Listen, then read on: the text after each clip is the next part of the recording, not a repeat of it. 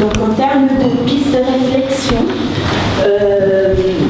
nous avions suggéré en tout cas une meilleure prise en compte de la structure des engagements dans la détermination de l'allocation stratégique.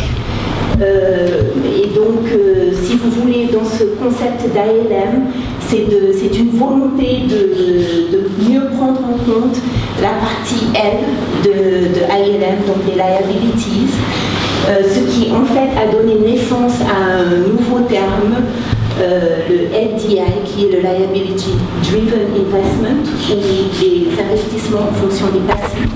Un des exemples que nous avions donné l'année dernière, c'était avec l'utilisation du surplus, donc qui permettait de prendre en compte un peu plus la structure économique des engagements d'une caisse.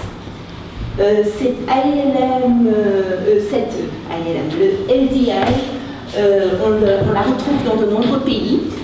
Et elle se présente plutôt sous la forme d'un portefeuille à plusieurs niveaux, notamment à 2 niveaux, le LHP qui sert à couvrir les passifs et le PSP qui a pour objectif de générer de la performance. Donc en termes de gestion de risque aussi, ce concept est assez intéressant parce que l'objectif de rendement donc est par rapport au passif. Et puis, on a un rendement en excédent avec le risque qui correspond donc à ce rendement.